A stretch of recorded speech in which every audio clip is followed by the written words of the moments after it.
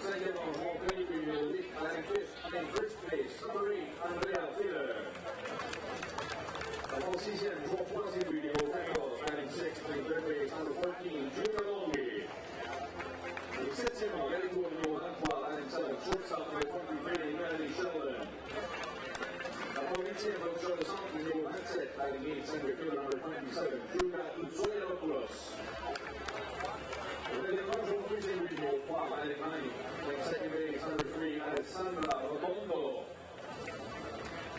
Position flex also, they will set in the flex position, pitcher number 7, Ilaria Cacciavani. They substitute the others, they will flex number 4, Fabrizio Ron. They will 10, number 15, Elisa Cecchetti. They will 3, number 10, Anita Bartoli. They will sign number 5, Alexia Lacadena. They will attack number 24, Cristina Tognolo. Neil says number 16, Alice Nicolini. Team Italy.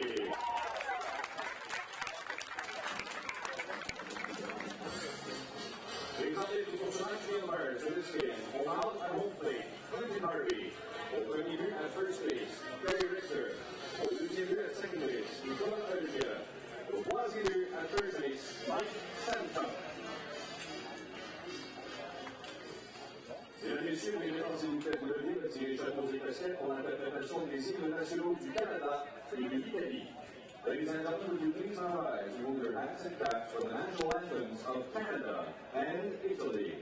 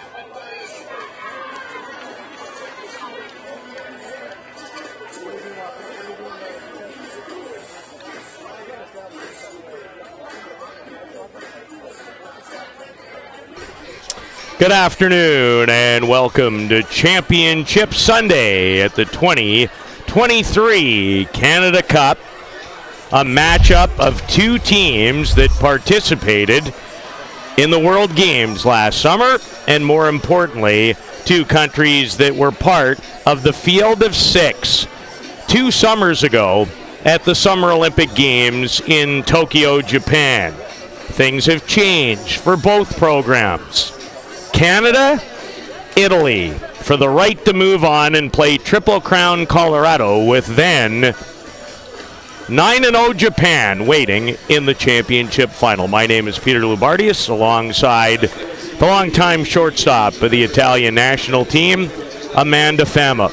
Amanda, when these two teams met in the round robin, it was early, and we know that the strength of both of these teams is their hitting. It was even evident in that game, with Canada winning it 7-4. How big will it be for the team that pitches and defends the best this afternoon? Peter, I think that's going to be the key to winning this game. Both of these offenses for Team Italy and Canada are huge.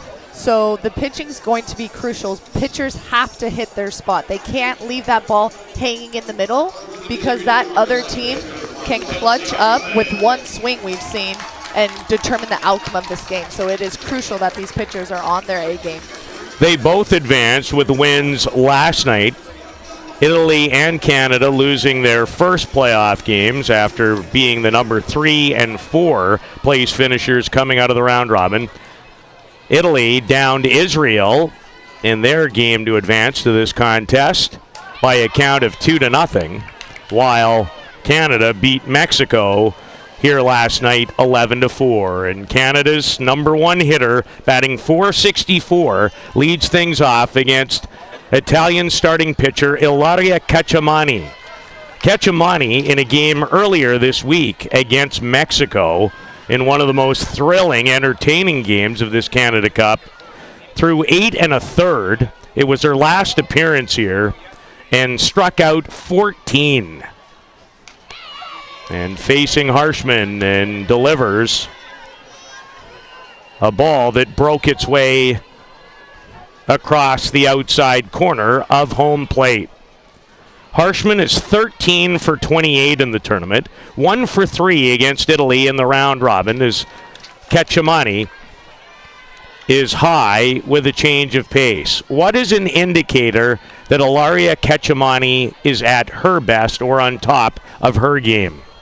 It's going to be this first batter is where we're going to see how Ila is going to perform throughout the rest of this game. And it's going to be how she comes back after Harshman doing a great job getting on. The 14th hit of the Canada Cup for Kelsey Harshman, who just has torn the cover off the ball this week, has a couple of home runs, 8 runs batted in. And she set the table even last night against Mexico with a lead-off triple, and was cashed in by third base player Emma Ensminger from Victoria, British Columbia. And Canada's bats have at times, more often than not, feast, as 11 more runs. They even had 7 hits in the loss to Japan. Triple Crown Colorado is the one team, they have a total of 2 hits against that group in 2 games. Yeah, they really seem to struggle off TC Colorado and their pitching staff. And so I'm interested to see, again, you talked about if Ilaria is going to be on. I'm waiting to see her changeup. That is her key pitch, and that's could potentially throw Canada's strong hitters off balance and lead them to 0 or 1. And so there it is. And again, we saw Canada struggle off TC and their type of pitching. So if Italy sticks to the changeup and the off speed, it could be a different game offensively for Canada. Canada's won the last 3 meetings between these countries, including this week's round robin matchup. They beat Italy 10-4 at last summer's World Games in Birmingham, Alabama. And then, much to the chagrin of my broadcast partner, Canada was also victorious in their meeting in Japan at the Olympic Games. Ensminger with a 2-2 count, hits it hard, but well foul. Ensminger, 8 for 25 in the tournament, 2 doubles, 2 home runs, 6 runs batted in, and had a big day against Italy in the round robin. She was 2 for 4 with a double, a home run, and 3 runs batted in. Change up, sat on it, but very playable, although Julia Kutsoyanopoulos wasn't sure. She almost circled the wagons before she tracked that fly ball down. Yeah, Julia out in center field does well with her feet. She's constantly moving her feet, tracking the ball. And I think the sun's going to play a factor, as it always does, but it's right in Julia at center field's eyes. So I think that was kind of her problem there. Yeah, it's tough for the outfielders at this time of day, and even more so towards the right, from center to right. So if you're on the right side of the diamond, it is very difficult. Janet Leung, a breakout week for the 29-year-old shortstop from Mississauga, Ontario, always known for her great defensive work along the way, a longtime member of the Canadian program. But this week she's batting .413. She's 12 for 29, has homered, 8 runs batted in, 2 for 3 against Italy. Ketchamani only pitched a third of an inning in that game against Canada, the 7-4 victory, and it did not go all that well for her. And hoping, and Italy requires it, a much better pitching performance from their pitchers here today. Well outside on the 1-2 pitch.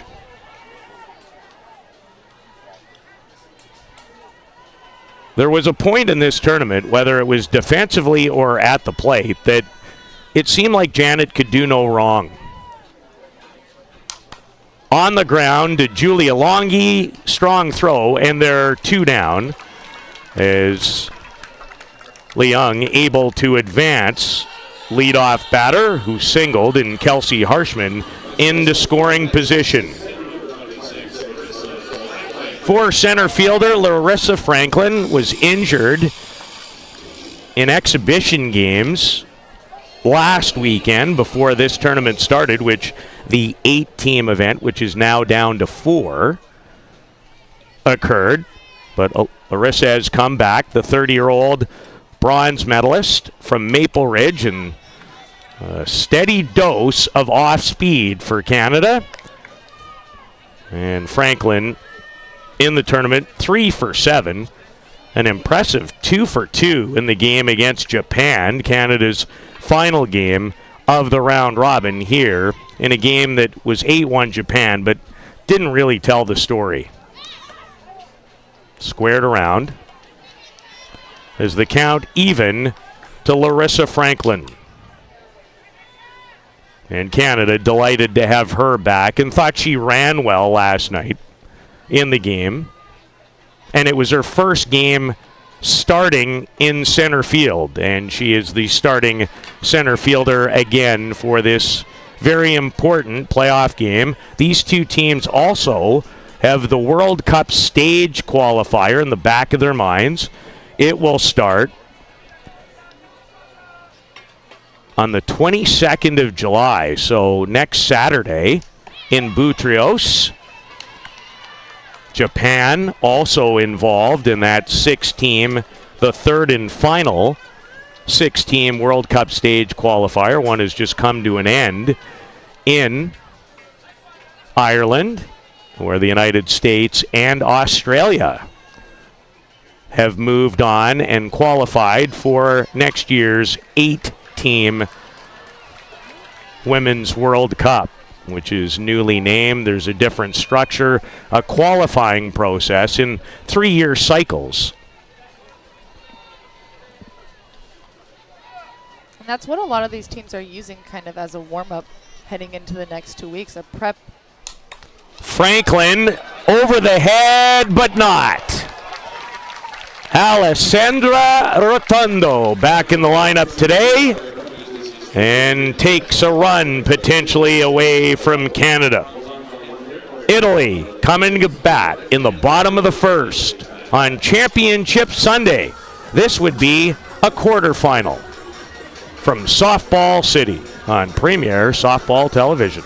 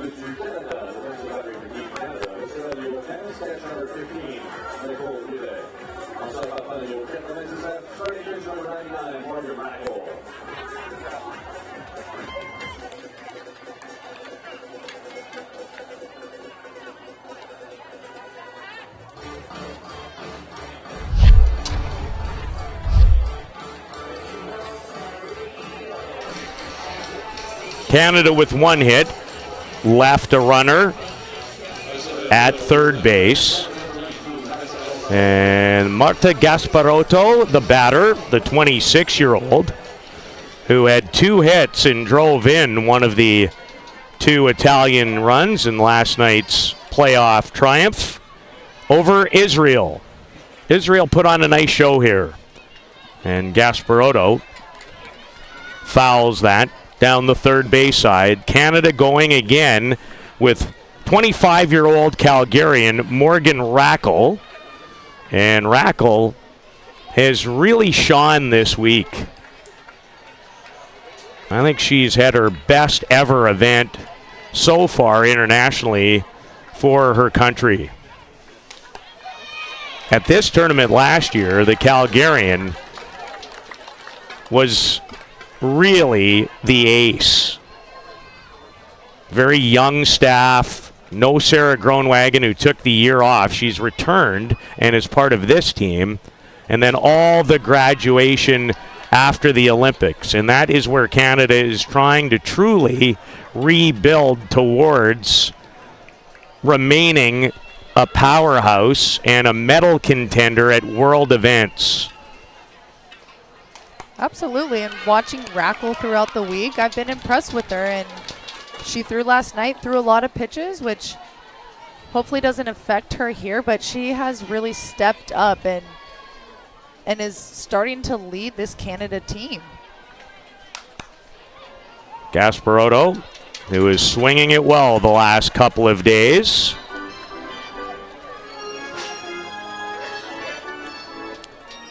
Rackle with the women's national team entered the program 2018, was part of the Pan American Games silver medal winning group. Gasparotto drills it, and it's into the gap. Kiana Jones will get there, and Marta Gasparotto leads things off for Italy with a lead-off double as she continues to swing it well. Peter, we've talked about the importance of your leadoff runner getting on, and I like that Marta shortens up here. She's really got a good angle with her bat, and early in the tournament we saw her kind of dipping under it, and here she kind of has that shortened Japanese swing that we see, just putting the ball out where it's hit, and she does a great job getting on second base and hitting that ball to right center and putting herself in scoring position here. Morgan Rackle entered this game having pitched 13 1/3, a record of 2-1. He's given up 2 runs, 10 hits, struck out 10. and walk 3. So make it 11 hits that she has given up in the tournament as she faces left fielder Laura Vigna. And she also drove in a run and had 2 hits last night versus Israel, but pops up the shortstop Janet Leung for out number 1. And that's a big out, getting Laura Vigna to pop up in the infield and not being able to advance. Gasparoto at second is huge, and that's a good job from Rackle. And one of Rackle's strongest outings came against Italy on Tuesday in Canada's 7-4 victory. Gave up 1 run on just 4 hits. Struck out 1 and walked 1 in that game. And facing the always dangerous Erica Piancastelli. And if she has herself her best day, Italy could play for a while this Sunday, and that's trouble. Flares it over the head of Janet Leung. She takes a big wide turn at third, and Italy has Canada in some trouble in the bottom of the first with runners at first and third and only 1 out. I thought we were going to see one of those ESPN Leung plays at short, but it looks like it was just behind her, and those little bloopers are killer, especially in a crucial game. And a quick visit from Canadian pitching coach Christian Conrad, trying to settle Morgan Rackle down and potentially giving someone an opportunity to start working. The other storyline as we watch this visit is how are these coaching staffs in the games involving Italy, Japan, and Canada handling things in terms of this being an important event, but really in many ways a tune-up towards next Saturday and the start of that World Cup stage qualifier. But even with that, the fascinating thing for me is, like they are here, Japan will be the huge favorite to finish first. Italy's in.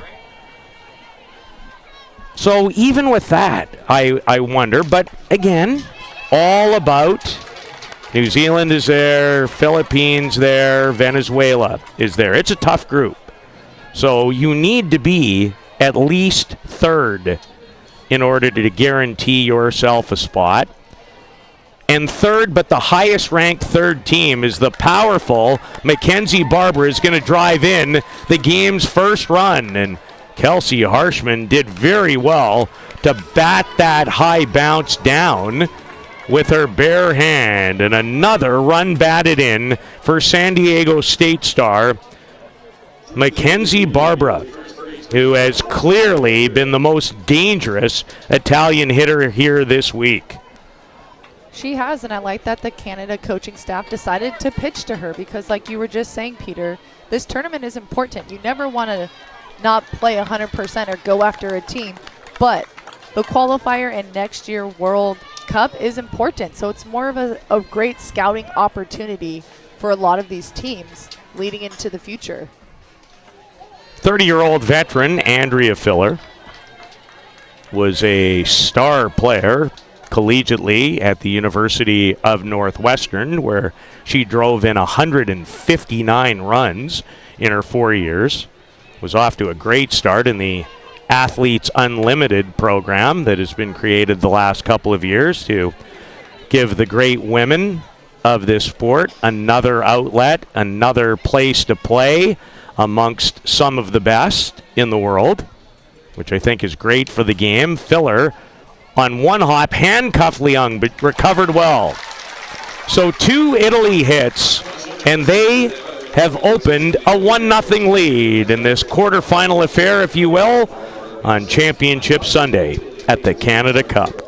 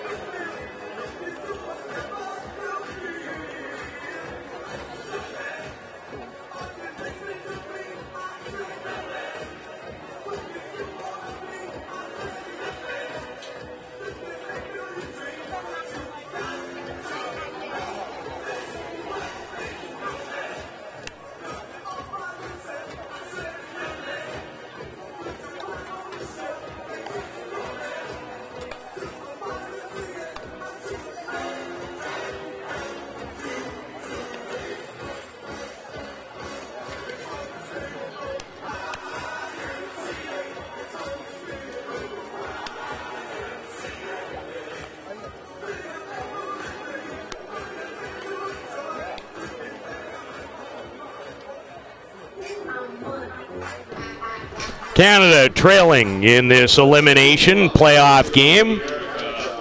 Triple Crown Colorado awaits the winner in our 3:30 game as they lost the winner's bracket final, if you will, to Japan. Japan has advanced with their win here last evening over Triple Crown Colorado.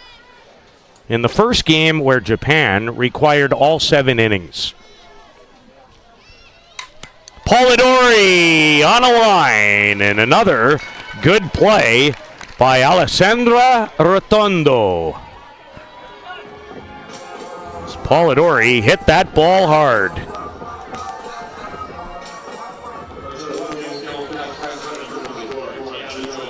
Kiana Jones, the 21-year-old from Surrey, 10 for 27. Batting .370 for Canada. Triple, 2 home runs, including a home run in last night's resounding 11-4 victory over Team Mexico to advance to Championship Sunday. And Cacciamani works inside. 2 balls and no strikes to Kiana Jones, who just completed her college season at the University of North Carolina. Played in this event last year, played for Canada, hit .316 at the World Games. So Canada has an excellent player in Kiana Jones.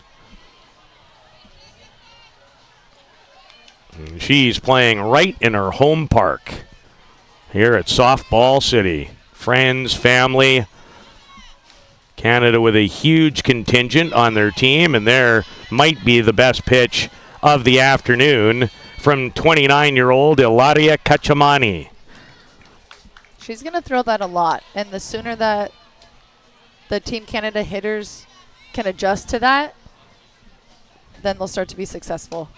And she comes back with an almost unhittable pitch on the inside corner. And for Ilaria, who had 14 strikeouts against Mexico in 8 1/3 in relief of Alexia Lakatina in that come from behind 7-6 thriller in the final game of the round robin of this tournament on Friday night. Has her first of the day, and another hard hit ball right at someone off the bat of Zoe Hicks. So Canada hitting it hard, but so far not exactly where they want it to go. This time it went into shortstop Melanie Sheldon's glove, and Italy will come to bat, leading 1-0 on another spectacular day for softball in South Surrey at Softball City.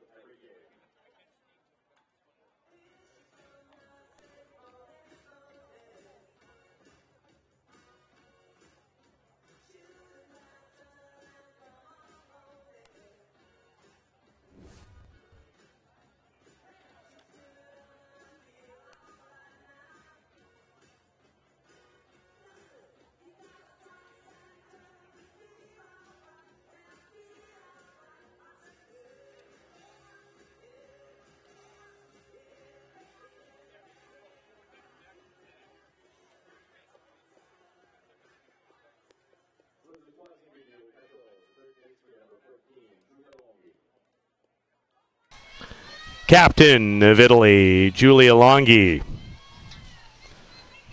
who had a couple of runs batted in the Italian loss to Canada at last summer's World Games.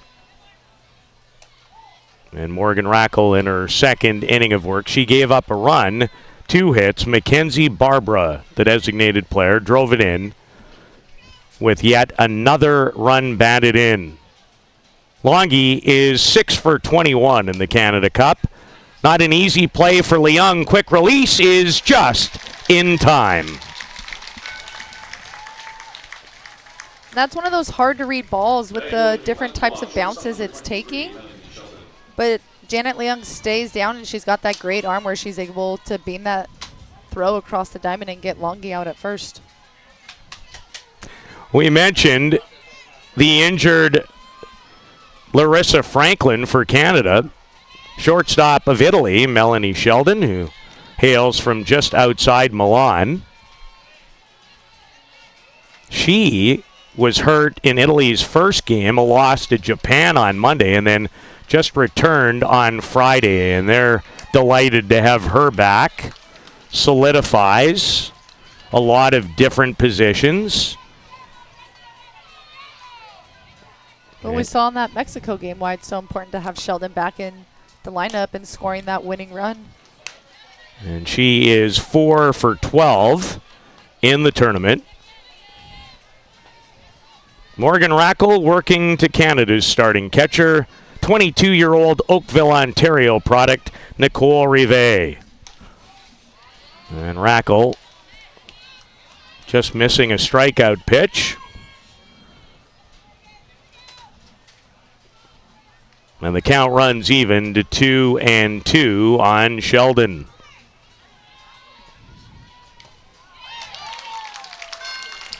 And Rackle takes something off. And she has her first strikeout of the afternoon. And we see how the importance of changing speeds, whether it's off speed, change up, it just catches hitters off balance. And if you have no balance, you have no power. And Rackle did a great job getting a strong hitter out. Well, this is a 500 hitter and will continue to be because Julia Kutsoyanopoulos was hit, and I know why Kaylee Rafter has just come out of the Canadian dugout. And this happens pretty often with Julia Kutsoyanopoulos. She gets hit all the time.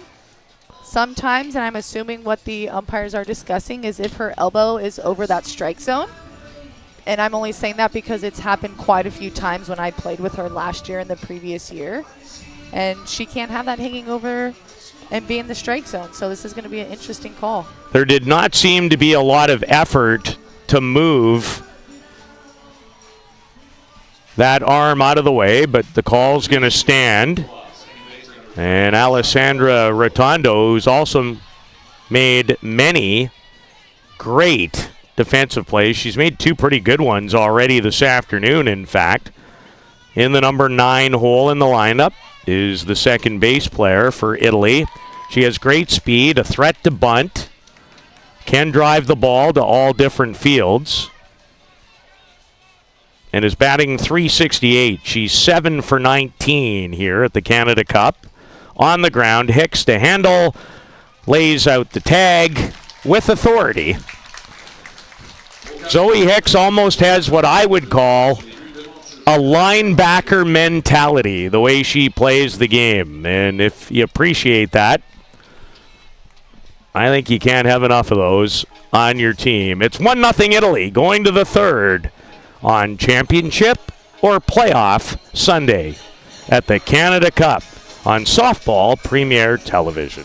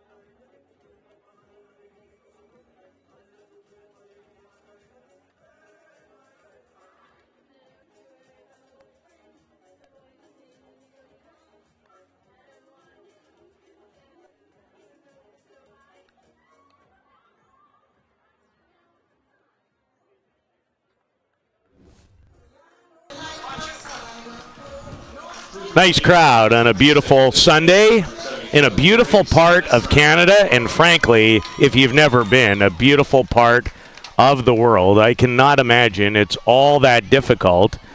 Although they're so busy playing softball, it is very difficult to enjoy the spoils of all the beauty that surrounds us, including at this spectacular facility for softball. 4 diamonds here. How great would it be to grow up in this area and be able to play on fields like this on a pretty regular basis? These fields are amazing, and I'm jealous I never got to play here and be on these fields in this park. And Softball City really is amazing, and we've seen some of the Canada girls this be their hometown, and the crowd gets big, and that's when you're on the field, it's something special, no doubt. Well, Grace Mesmer knows all about it. She's from nearby Cloverdale. White Rock, Surrey, Cloverdale. It's all communities of, not technically called, I don't think, the Greater Vancouver area, but that's exactly what it is. Mesmer, a good swing. She's had a fine Canada Cup. She's 5 for 15, hitting .333. She's in the designated player role again because she's had a lot of quality at-bats in this event. And if you can hit, you're going to get in the lineup, and she's proven that, and we see it here. And this would be a great time for her to get one of those clutch hits. Well, she fights off the change, but Sheldon's strong throw takes care of Grace Mesmer as she ranged deep in the hole. And Sheldon does a great job fielding this and keeping her momentum back and going through. If she just catches that straight up, she's not going to have enough power to get her out at first. And so that's a great job using your momentum, Melanie.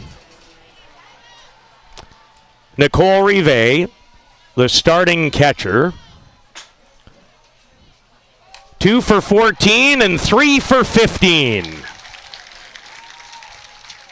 And she has Canada's second hit of this elimination playoff game. Rivet somewhat, if you've joined us earlier in the week, nowhere near to the same extent as Hoturo Tsukamoto. She had 2 hits, Rivet, and 4 runs batted in this week.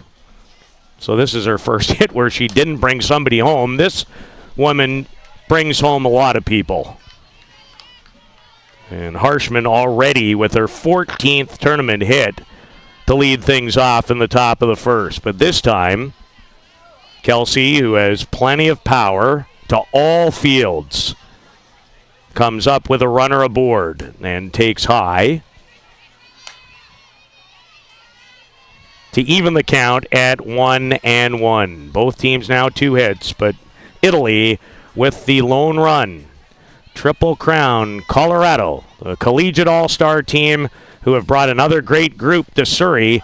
Change up, playable for Kutsoyanopoulos, and they drop it. Rivet on her way to third, and some outfield miscommunication has Canada with runners at second and third. And that is just an outfield error, Peter. It's unfortunate to see since I played with them, but they have to communicate better. They have to see and understand already where each other are in the outfield, who has a better angle at that. But I want to point out Nicole Rivet's running from first to third. When that ball was hit, she was halfway to second base, and I was up here pointing, go back and tag. But she did a great job because that ball dropped and she was able to advance to third base. Again, this is going to be a tough situation for Italy to get out of. The error charge to the left fielder, Laura Vigna. And Emma Ensminger. And Canada a chance to at least draw even. Key moment in this single elimination game. And the curve misses inside and maybe even a little high. 2 balls and no strikes. A base open.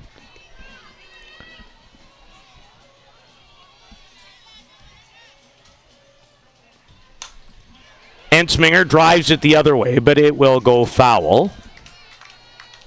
And again, bat technology has changed so much I've talked to people in the sport over the last 2 or 3 weeks, whether it's been at women's or men's events.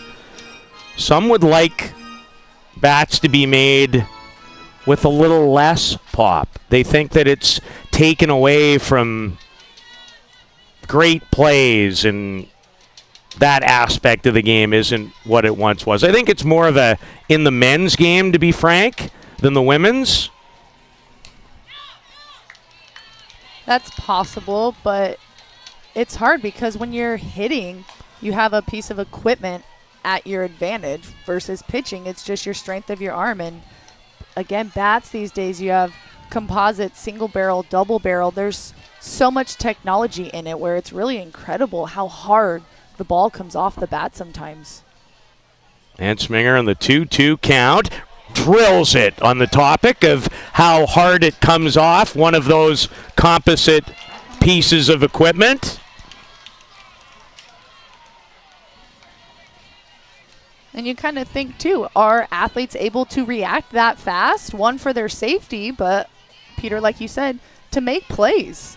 That's tough. Are you taking the element of athleticism out of the game because technology is getting so advanced? Ansminger. And there's a running mistake, this time by Vivelo, and almost another. And there's one for coaches. Drive you bananas. You are taught, are you not, to go right back to the bag. Because even if that ball drops, then you trot home. So the failure to do that, and again, to cut Nicole Vivelo slack, big game, 22 years old. It's all part of the process. Well, the only slack I'll give her, I'll be a little more harsh, is that ball was hit hard. That ball got out to right field quick, so that is hard to get back, but she's got to do better. This is a big game. Bianca Stelly in right field has an incredible arm. You got to be quick there, and I think the staff just realized that and made a change. So Janet Leung grounded out to her fellow shortstop, Melanie Sheldon. Emma Ansminger in to run. That's a courtesy runner with 2 out for the catcher, Vivelo. And Kachamani, for any hitter, when that pitch is in that location, I would think, Amanda, very tough on a right-handed batter. Especially with the spin we've talked about before and can get into later. It's a tough pitch to track down. It is not just in this sport anymore about straight power, and for quite some time, if you were in the 70-mile-an-hour range, you were going to get a lot of outs. You still need to be there, but you need to do a lot more with it. Hitters are too good. The equipment is too good. It's just so deceptive. You can have a ball coming in at 63, 64, but it's spinning, and it looks like it's coming a lot faster. And that's what is so difficult to hit that people don't understand unless you're playing. Nice patience and discipline on the 3-1 count by Janet Leung to lay off that changeup in the dirt and draw a walk. And the bases are loaded. And the 30-year-old veteran, Larissa Franklin, is the batter. And Canada does not want to let this opportunity get away from them.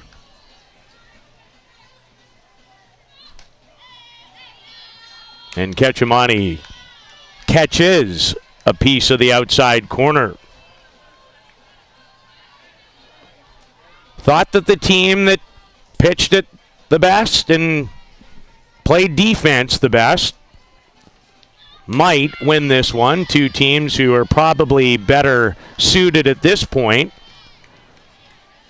with their hitters, especially Italy, and you're the first person to mention it, so I'm not trying to take it in a tough direction, but they do have 11 Olympians left. That's not the case for their opponent, but their opponent has a pretty good chunk too. As Franklin stays alive on the 0-2 pitch.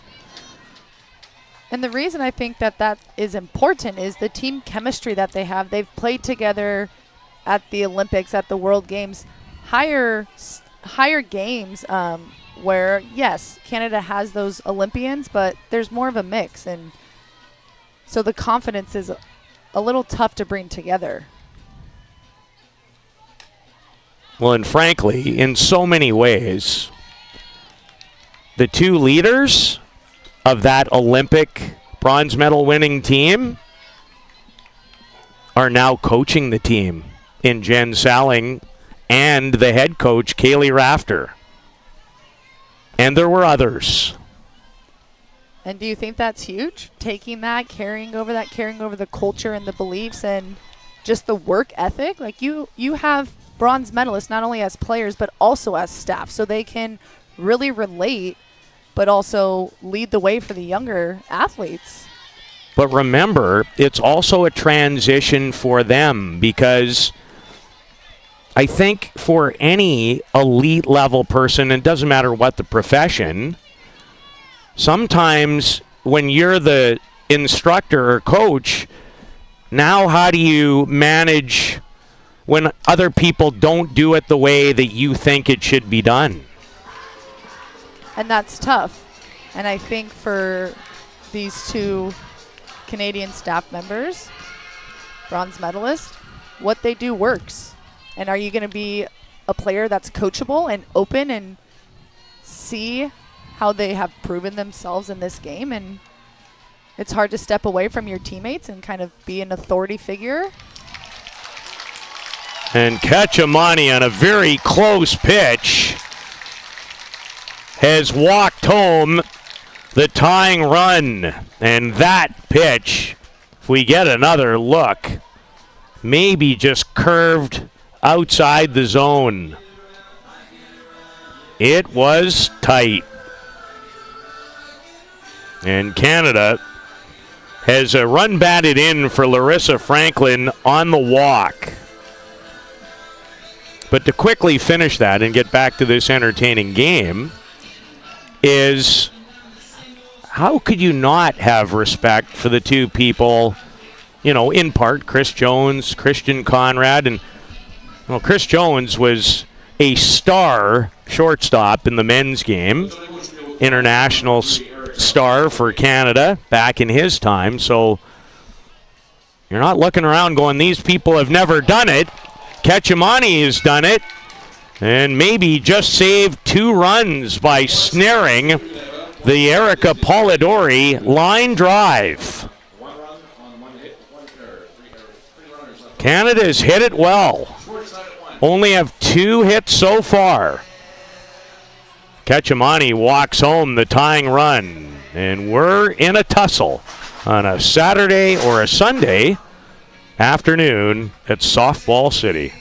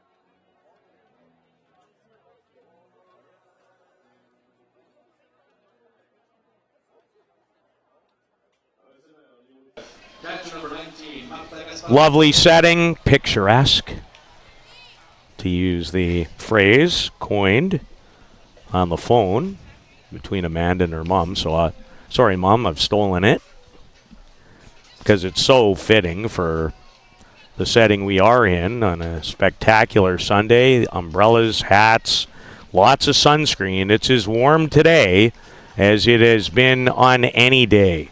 Yesterday, some cloud cover kind of helped out the situation a little for spectators. There's not many clouds out there so far as Morgan Rackle dealing to catcher Marta Gasparotto, who doubled and scored on a sacrifice fly off the bat of Mackenzie Barbara. And Canada loaded the bases and tied the game on a bases-loaded walk to Larissa Franklin as Morgan Rackle bounces one in. She has a little chuckle on her way back to reset herself. Morgan, after the Olympics, in a far more important role in Canada's staff.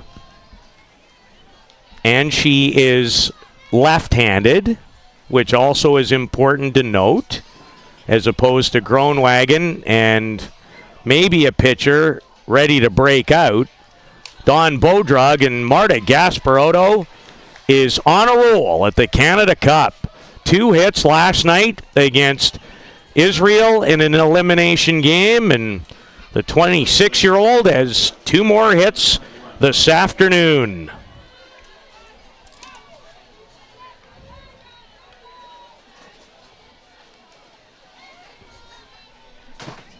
As Laura Vigna steps in, she popped out to shortstop Janet Leung her first time, tries to drop down the bunt, and she has good speed and has had a history of hitting very well against Canada. Did so at the Olympics, did so last summer in the World Games.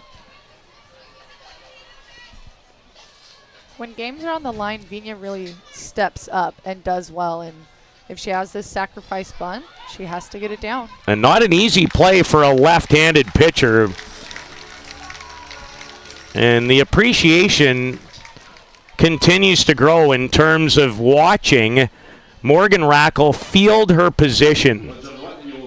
And that's actually an extremely difficult play. I don't know firsthand, but the whole time, Rackle's back is towards the base. She can't spot the base. She can't spot her first baseman, and that's why communication, verbal communication, is so key, is so Rackle can hear that from her first baseman, and she does well fielding her position.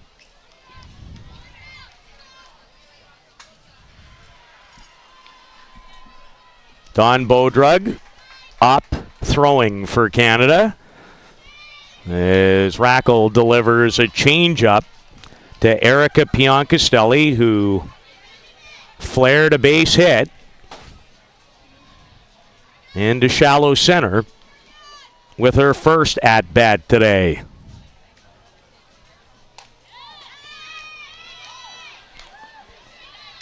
Rive held it.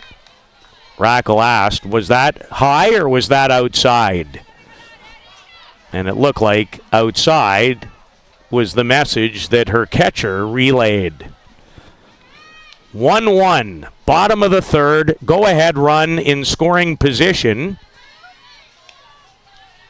Same result on that pitch, although that one looked, at least from this vantage point, which is to an angle towards home plate. Great place to call a game, but not directly behind home. And Rive does a great job to block that and prevent Gasparotto from moving up 60 more feet.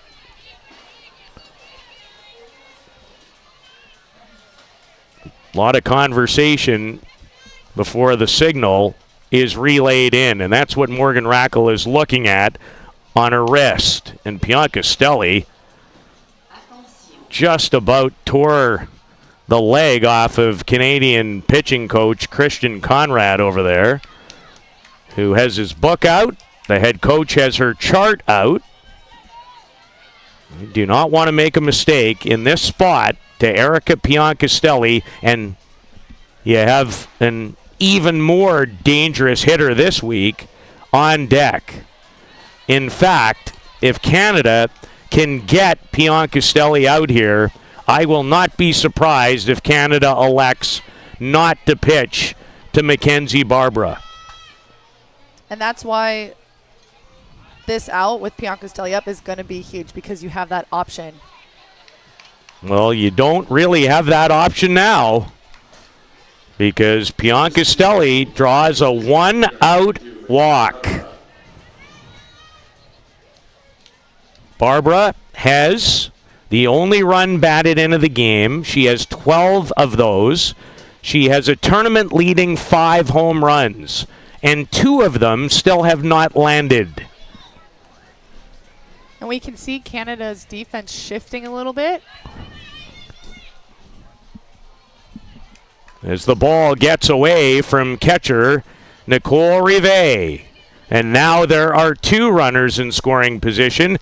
And I wonder if this does Canada a favor in the sense that now there is a base open, and that's exactly what I just saw being directed by Kaylee Rafter, Canada's head coach.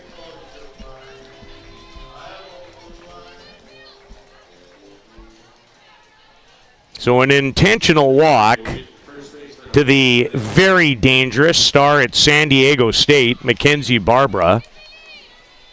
And this is an excellent hitter. Andrea Filler, 30 years of age.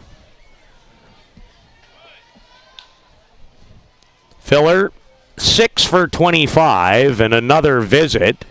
And I wonder, with righty against righty, potentially, it's not as big a deal, right, Amanda, in this sport as it is in the other sport, being baseball.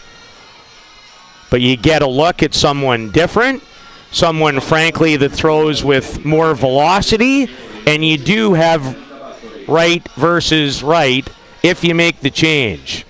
But I'm not sure Canada's making the change yet. So just a visit. And this is a crucial moment in this contest.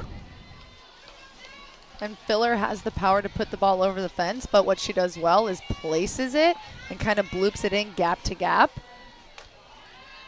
Well, Canada playing Andrea Filler to pull. Harshman, who plays at second base, is certainly closer to the bag than taking away the gap between her and Zoe Hicks. So that likely means that you will be pitching this player on the inner half of the plate. And with Harshman back, again, bases are loaded, so you have the go-ahead run on third. She's not playing in. Defense is not playing in. I think that's because they know that Filler kind of bloops these balls in that awkward spot between the infielders and the outfielders. And if she does get it on the ground, it's going to be hard where they can get Marta, who's on third base, out at home. You also, though, with your middle infielders, have a decision early in the game. And that's a foul ball, and not by very much.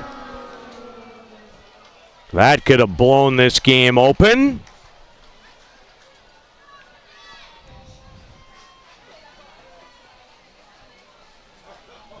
But Kaylee Rafter keeping her middle infielders at double play depth with 1 out and the bases loaded. 2 balls and 2 strikes to 30-year-old Andrea Filler.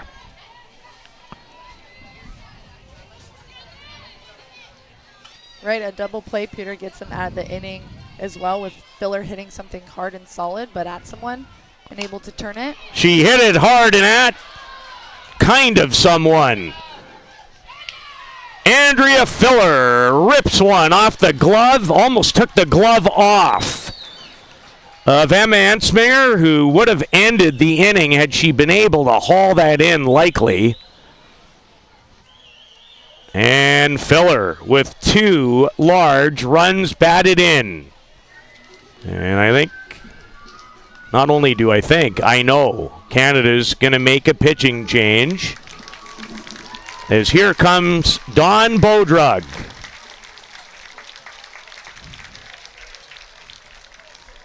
And while she gets set, we'll take a quick timeout. It's Italy 3, Canada 1 in this quarterfinal game.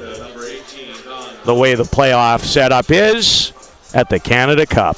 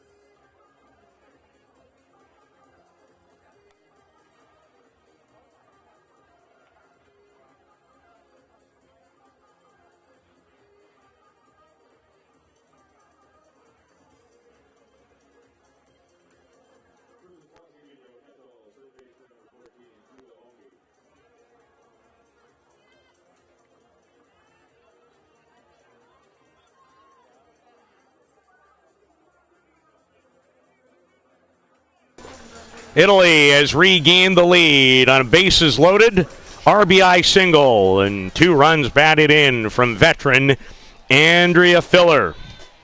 And it sends 23-year-old Georgetown, Ontario native Dawn Bodrug into the game to pitch for Canada.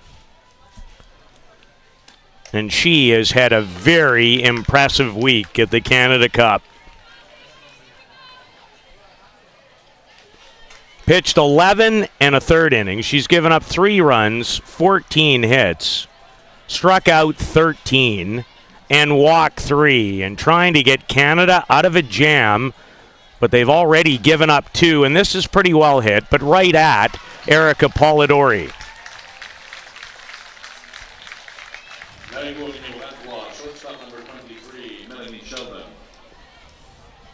Huge for Dawn to come in and shut down Italy's captain. Again, she's coming in a difficult situation. She needs to make a statement early on, and she does just that. Sheldon struck out against Morgan Rackle, her first time up. And Rive does well to haul in the high rise. I think it's probably fair to say that's her out pitch after what we have witnessed, Amanda, this week. Very much so. And she's got it at different heights, which again, it goes towards her success. It's not the same spot every time. Well, that was the drop. In on the hands. 1 ball and 1 strike. Bodrug was on this team last year, but she was injured and unable to participate. And as you continue with a pitching staff in transition for Canada, every event brings with it, whether you win, lose, do as well as you'd like to do, brings with it some performances that I think would give you hope to be able to continue as one of softball's better countries, which Canada is certainly with that last core group and the kind of under the core. Dawn Bodrug might be, along with Zoe Hicks, for my liking, the 2 Canadian shining stars in that category. And Bodrug has her 14th strikeout of the week, and it was a big one. But Italy in front 3-1 after 3 in this playoff single elimination game on Softball Premier TV.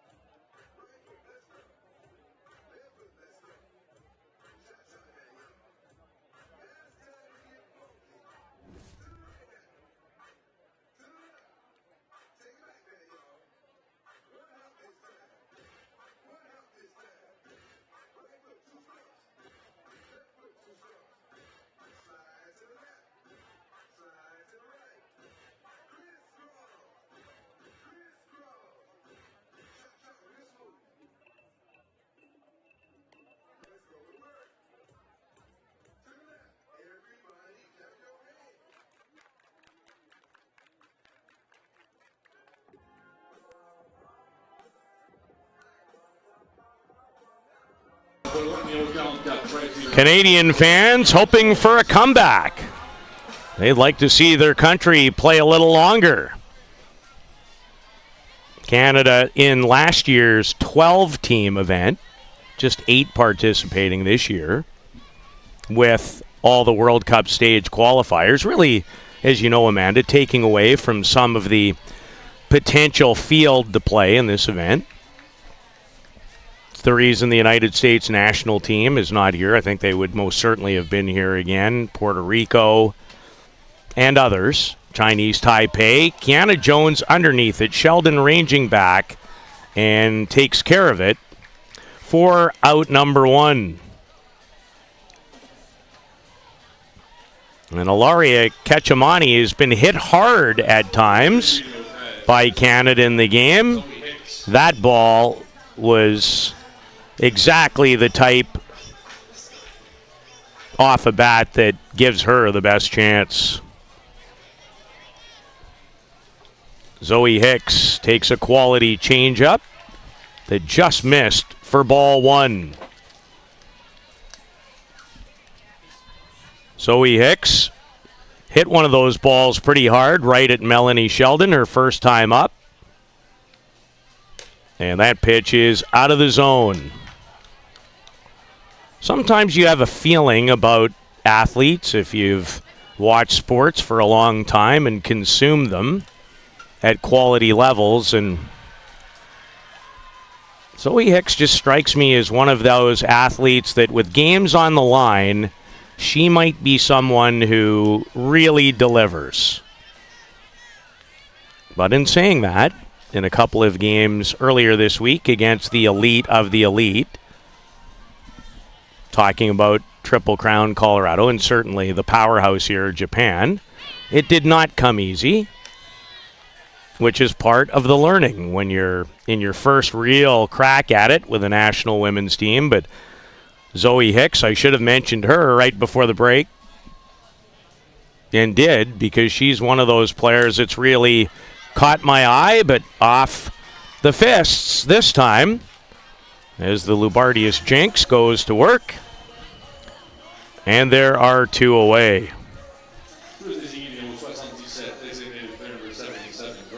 You talk about Hicks real quick. I like her demeanor as a player, and that says a lot. You know, if you make errors, if you don't hit, it's how you carry yourself on and off the field that people see.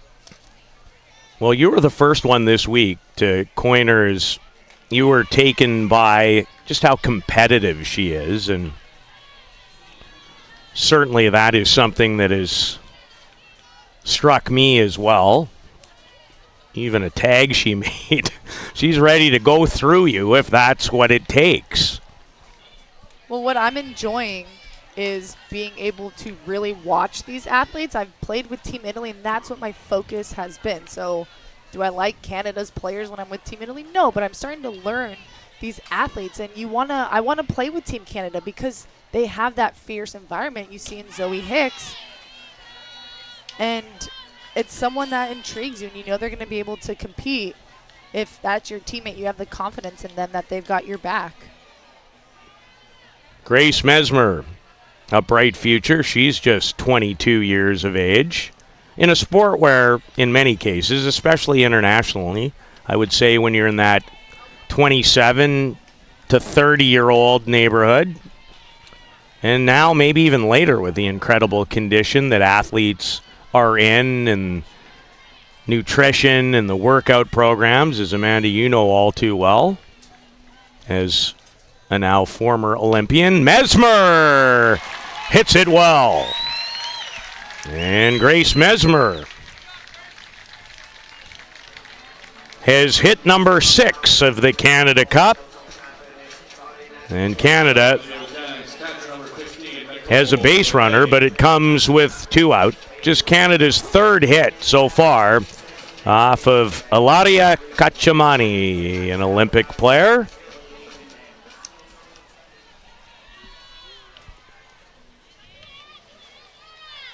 The key cog in Italy's growth in the circle. Greta Cicchetti has moved on. And so, a lot like Canada, trying to replace the stalwarts in the circle, that's a very, very important thing. Is Nicole Rivet at a nice turn? She wanted that. She delivered a key 2-run single in a game against Mexico on Wednesday night when Canada was down 2-1 going in to the top of the 6th, where Canada scored 7 and then added 5 more against Mexico. Well outside. A ball and 2 strikes. Canada would love to give Harshman a chance to drive in a run. Italy wants no part of it. And thanks to Ilaria Cacciamani with a good rise that had a lot of spin and took something off. Strikes out Nicole Rivet. And Canada finds itself at their own home tournament, the Canada Cup, trailing Italy in a single elimination playoff game on this Sunday at Softball City.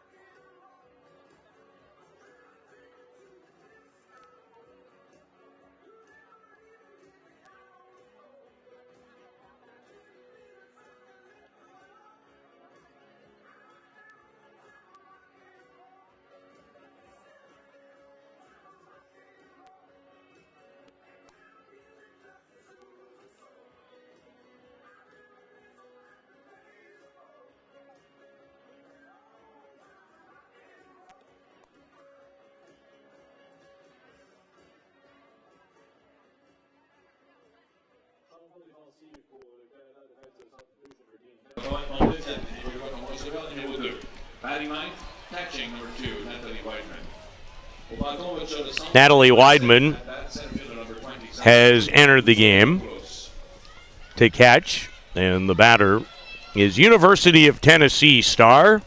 Helped them to the College Women's World Series in June in Oklahoma City. Leads things off, drops down a bunt. Hicks, again, puts the tag on with some authority. Well, in a sense, you have to, because, I mean, Koutsanopoulos running at you is pretty big. That ball could bobble out, but she is definitely a fierce player over there at first.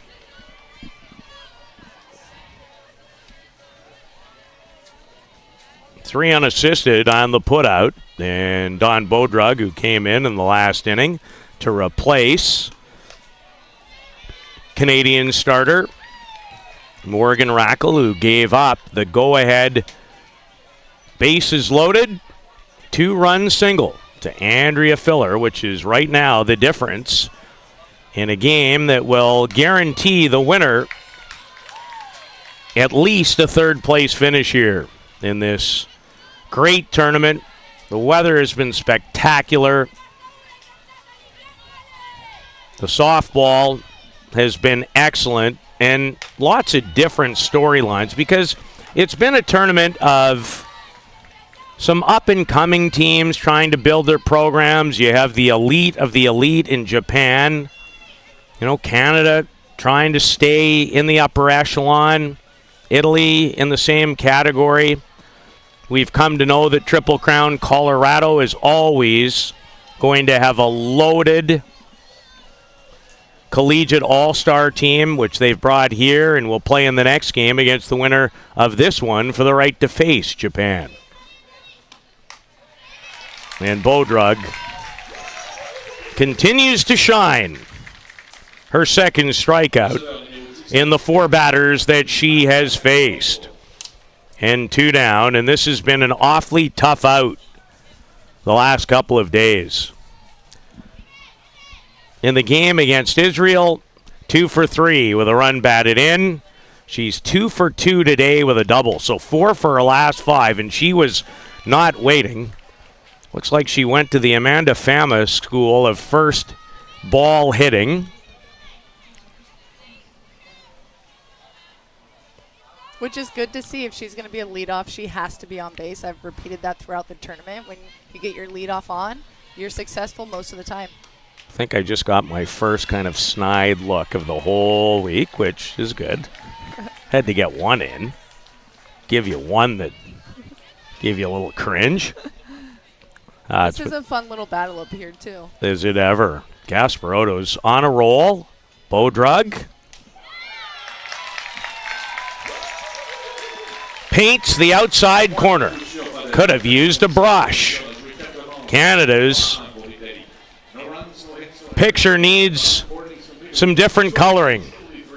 They are down by 2, going to the top of the 5th in a single elimination game at the Canada Cup.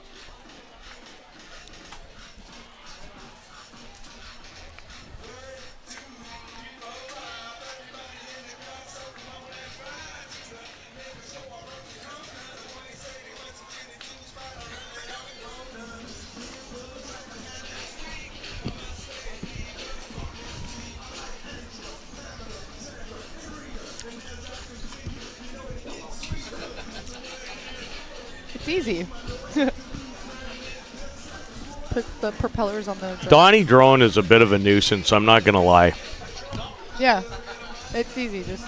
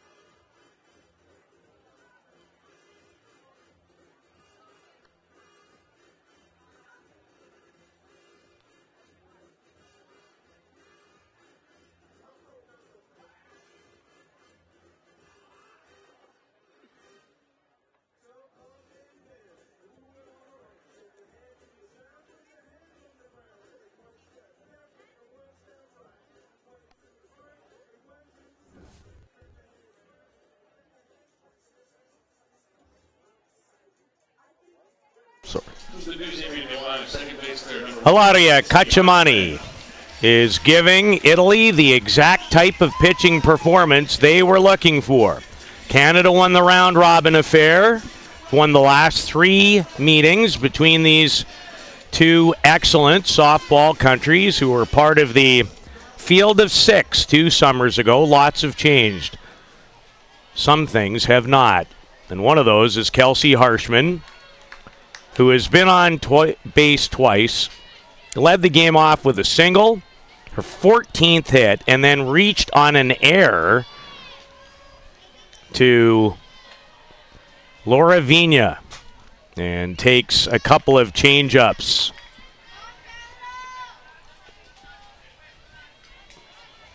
And generally, when Canada makes things happen, number 1 is a big part of it.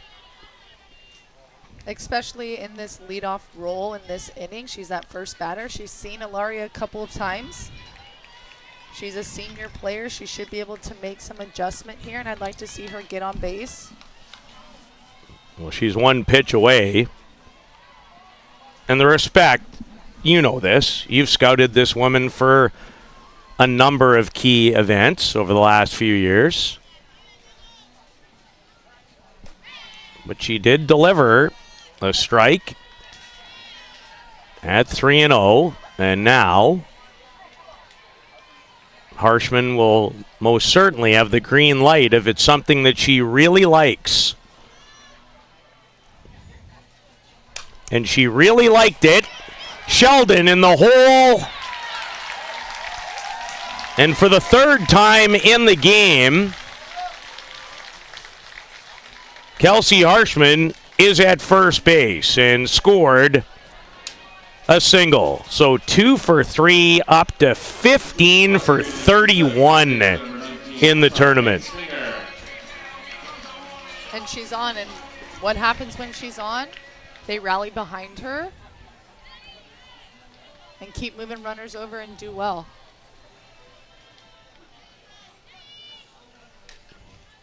The one thing I have thought about as this week has gone on, and I know things have changed, analytics play such a big role, even here. Having Kelsey in the leadoff spot is great in one sense. You know she has the chance to be at bat more than any other one of your players. And you want your best hitter doing that.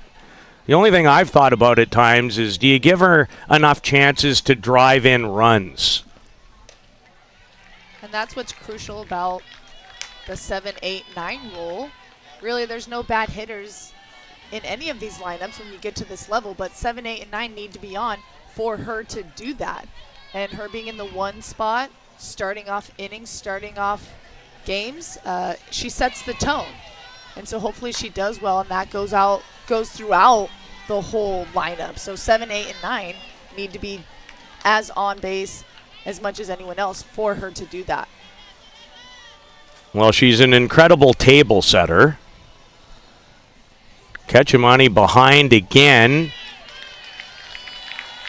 3 balls, no strikes, through 1 strike, and Emma Ensminger has drawn a no one out walk. And Canada, down 2, have the tying run in the top of the 5th on base. And now, what are you asking Janet Leung to do? I know what you're asking her to look out for. We're going to have a new pitcher. Alexia Lakatina is going to come into the game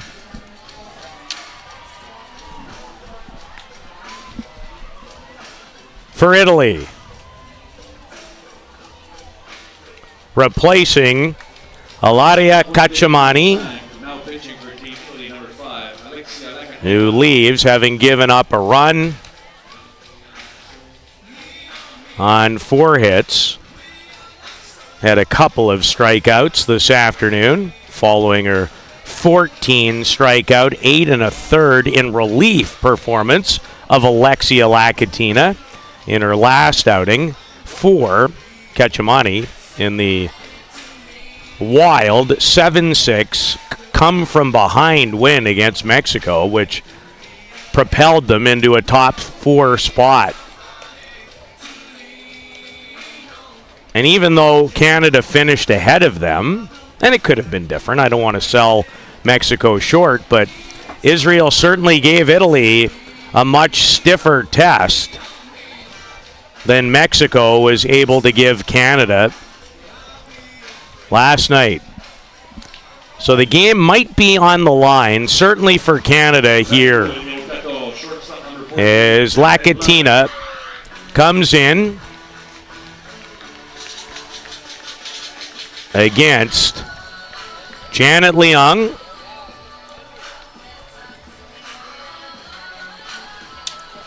Janet with another base hit today.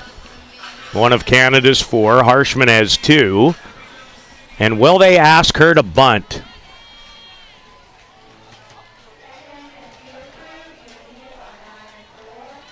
I think. How are you leaning? Forget about what I think. I'm not the analyst. That's you. I'm trying to figure it out. You know, I'm a Janet Leung fan. She's been hot throughout this tournament.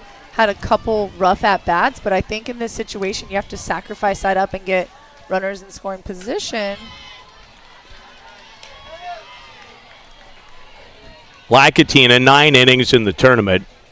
11 runs she's given up on 20 hits. Struck out 7 and walked 1.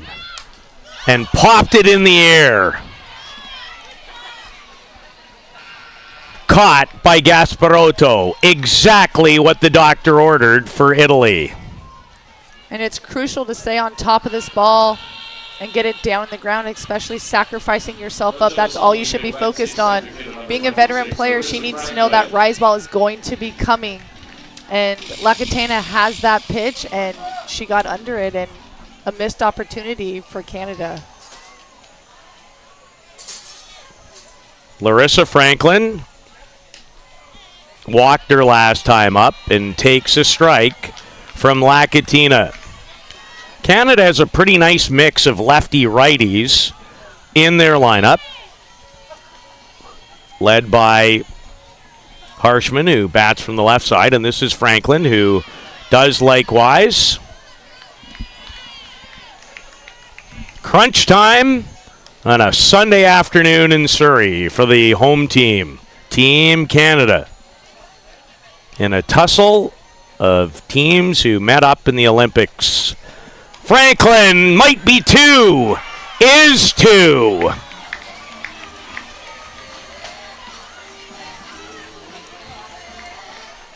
Italy out of the jam and a little closer to a semi-final date with Triple Crown Colorado on the docket next. Long way to go. Softball City on a Sunday on Softball Premier TV.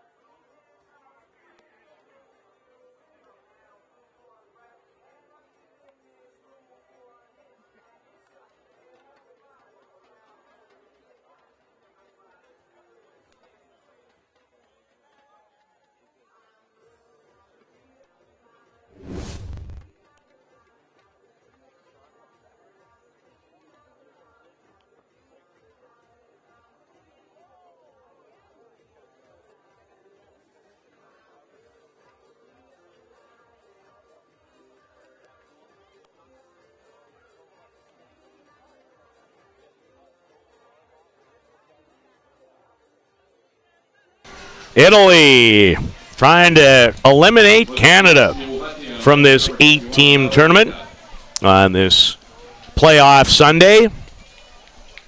2 games remaining. Japan has been the dominant force. A perfect 9-0 in the tournament. They await the winner of the next game in the championship final, Triple Crown Colorado. Anticipating that game because they're in it after losing the winner's bracket game to decide the first finalist last night to Japan 5-1. They were the 1 and 2 finishers in the round robin. These were the 3 and 4 finishers. Canada 5 and 3, or at least they ended up in the round robin at 5 and 2. Lost to Triple Crown Colorado in a heartbreaker, 2-1 in 8 innings. Did not have a hit in that game until the extra inning. Only had 1 base runner in the game until the extra inning, as the trio of Triple Crown Colorado lefties, Lopez, Curd, and Coppersmith, kept them at bay until Erica Polidori gave them a brief lead with a double, only to have Hannah Gamble spoil the party and drive in a bases-loaded single, somewhat like what Andrea Filler did for Italy to give them the lead. Bases-loaded situation. Don Bodrug in relief of Morgan Rackle, and this one just makes its way over the protective screen.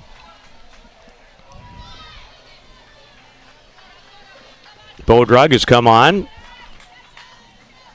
faced 5 batters, sat down 5 batters, including 3 by way of strikeout.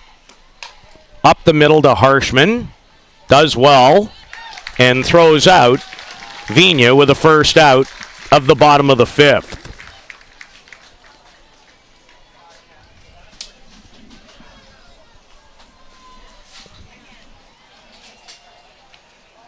And Kaylee Rafter is going to take the ball away from Don Bodrug.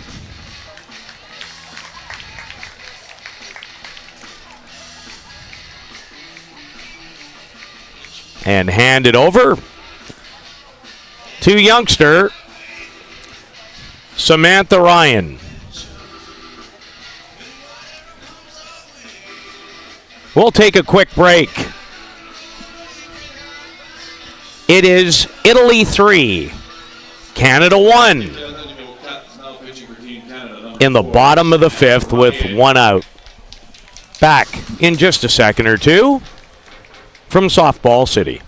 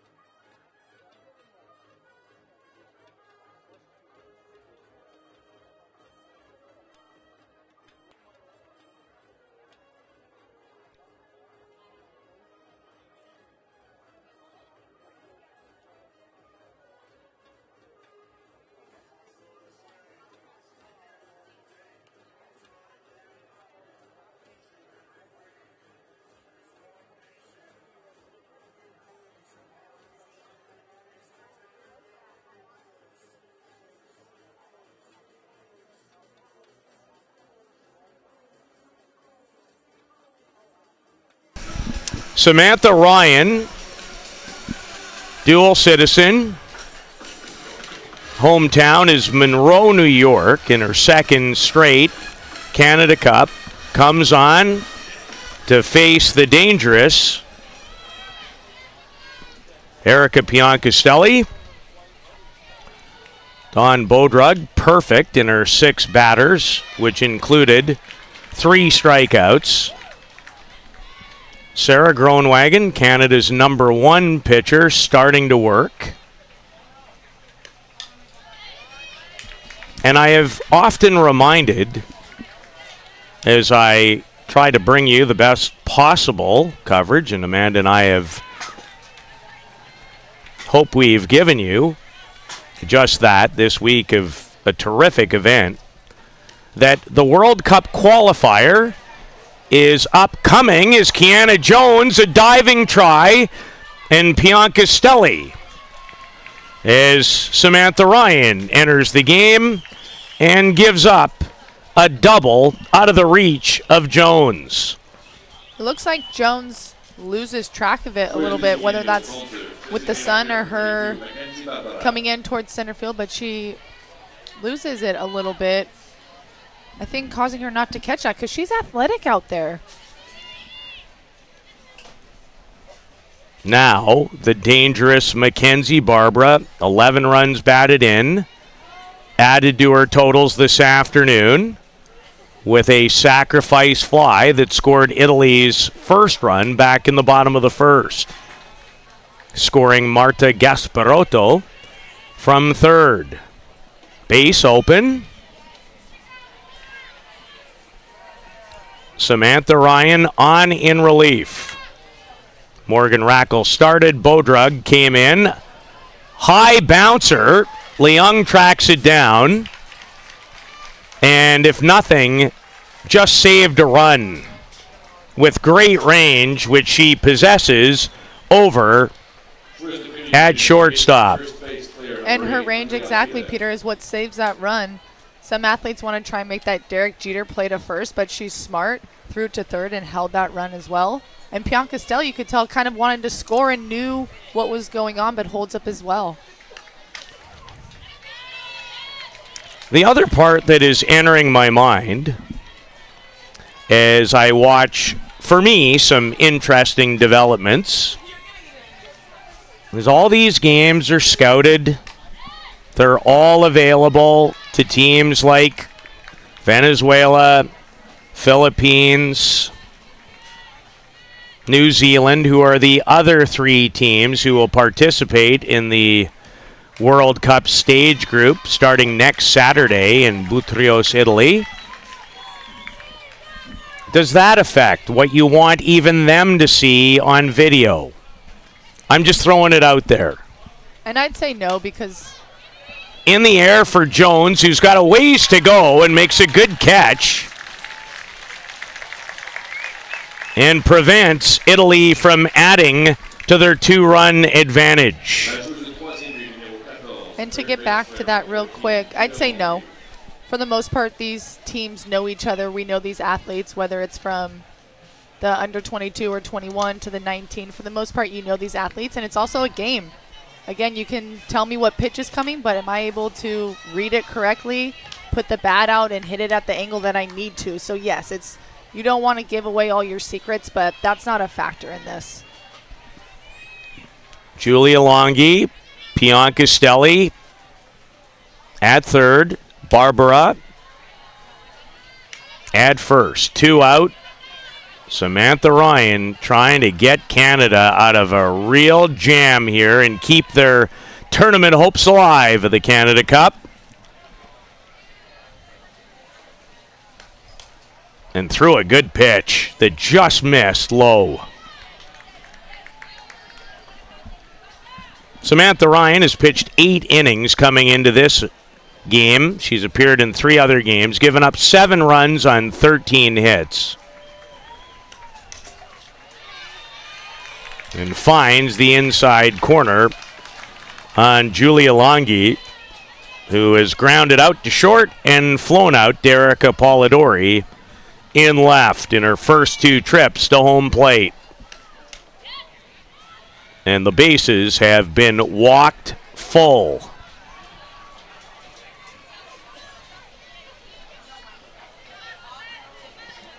So able to get the out on Filler, who's delivered to this point the most important blow, a 2-run single off Morgan Rackle. That was her last hitter of the day.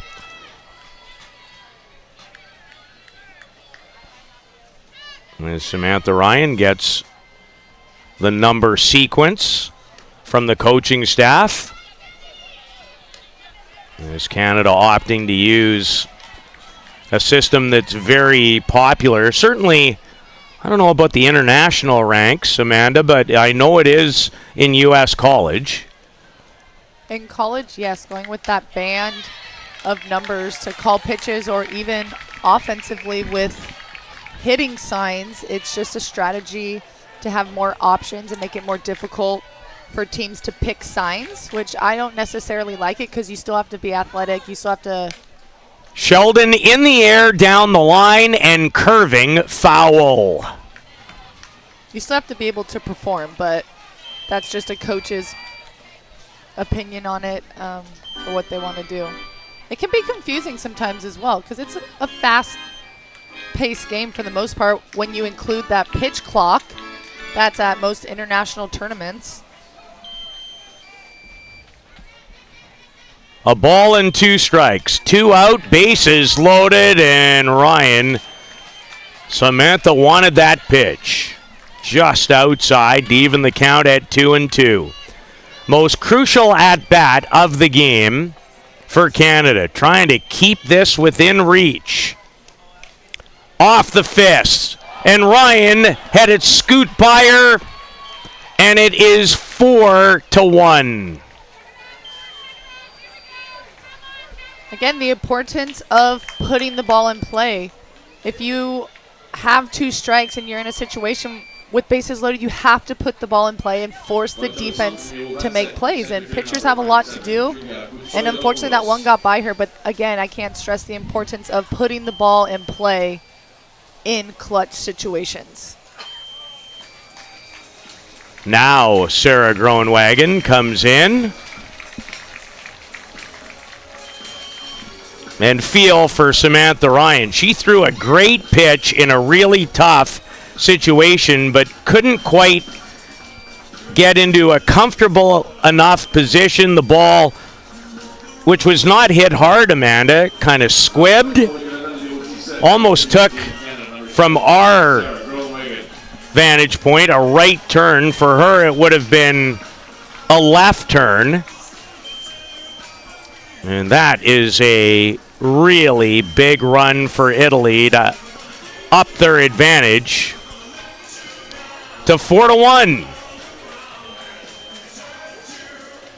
Sarah Groenwagen, Canada's number 1 pitcher, certainly when it comes to past performance. Pitched the game of her life when Canada won the Pan American Games gold medal in Ajax, Ontario, which hard to imagine. That's already 8 years ago. That happened in 2015. Sarah was just into her second year with the national women's team and a star at the time at the University of Minnesota, where she still holds every pitching record at that school, at least did after her 4-year run, and it was an amazing run. Was excellent at the qualifier. Pitched here in the 2016 World Championships in her hometown. And was really in a very scary position. She was in a coma. Came down with Legionnaire's disease just prior to the 2018 World Championships in Chiba, Japan, and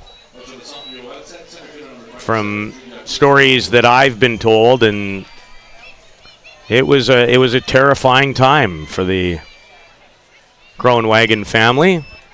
But there she was a year later pitching here in an Olympic qualifier and made a significant difference a couple of summers ago in helping Canada win this country's first ever softball medal, a bronze in Japan. Well, what a story, honestly. Again, I didn't know that about Sarah, and being a competitor and facing her, you don't know that background on her. So to know that and to see how she performs, anyone in that situation, to be able to come out of it and do anything, but to compete the way she does and see her playing in Athletes Unlimited and see her here. Is this the best Sarah we've ever seen? No. But she works hard, and she'll get back to the Sarah that she is because she's done it before in a worse situation. And she has really had a great change-up going at times in this tournament. Sarah trying to get her country out of a jam here as they've given up another run in inning number 5 and trail Italy 4-1. Comes in tight. And Julia Kutsoyanopoulos has a favorable hitter's count. And by the looks of things, Sarah does not like this wristband. Not at all. Yeah, it's throwing off her groove. I noticed that in her last appearance. When you think about the connection that a pitcher and a catcher have to have, again, I haven't caught at this elite level, nor have I ever pitched, but the pitcher and the catcher have to be on point and in sync, and that's important. You get your sign from your catcher, and that helps you. So this is throwing her off a little bit. Kutsoyanopoulos off the glove, and it's 5-1.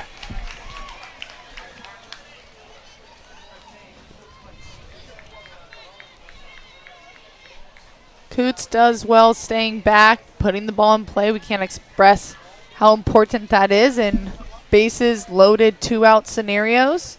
Sarah gets a glove on it, and it kind of slows down the ball, making it impossible to get any type of out. The only thing I would add on this excellent conversation about, and she still is looking at it, the wristband, you're right, it doesn't look all that comfortable, but I will say this.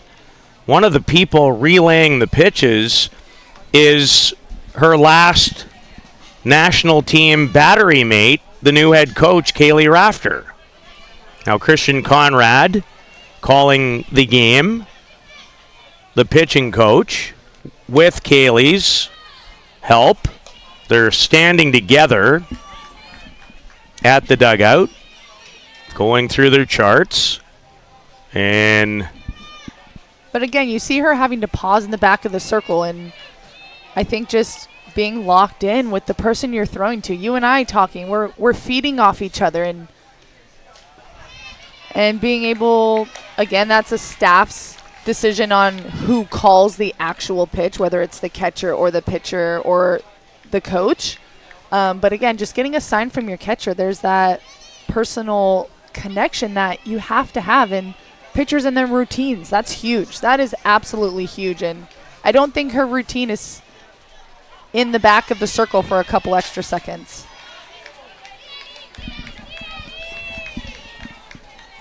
Again, with that pitch clock, this is taking more than 20 seconds for them to figure this out. There is no pitch clock here.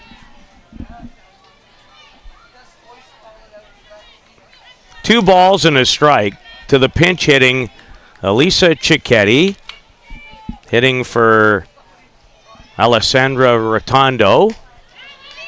And 3-1 is the count. And if you've ever met Sarah, I do not think it's unfair to say that she's a very emotional player. When she is going well, lights out.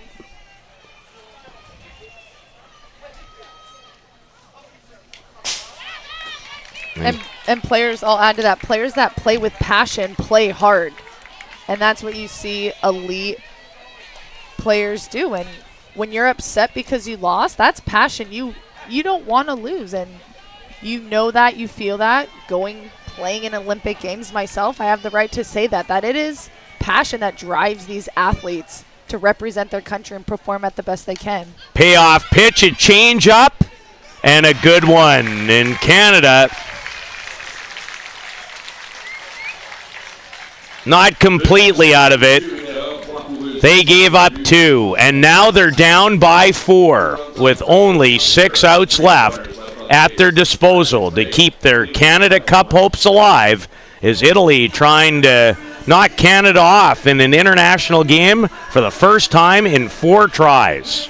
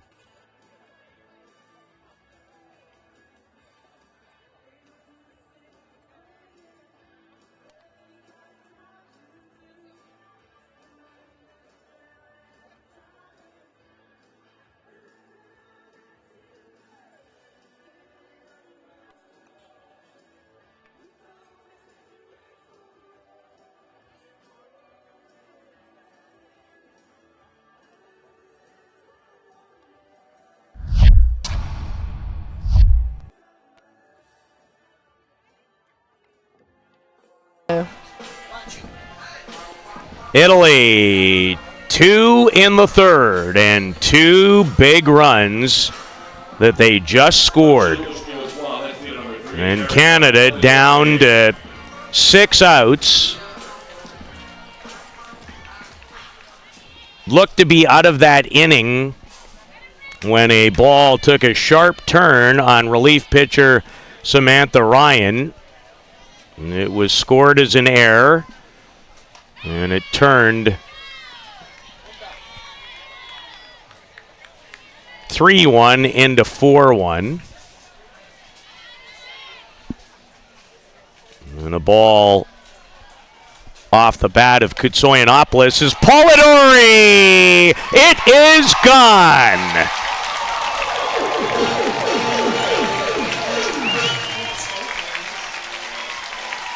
A no-doubter off the bat of Erica Polidori. And Canada, with a breath of fresh air, they're within 3. Hard for me to say, Peter, but that was a shot, and she hit that well.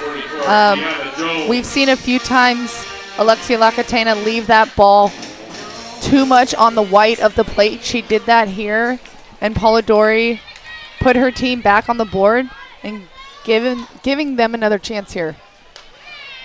Lakatina has come into the game. Quality outing to begin from 29-year-old veteran Ilaria Kachamani. And Canada responds with one high chopper. But Kiana Jones is out.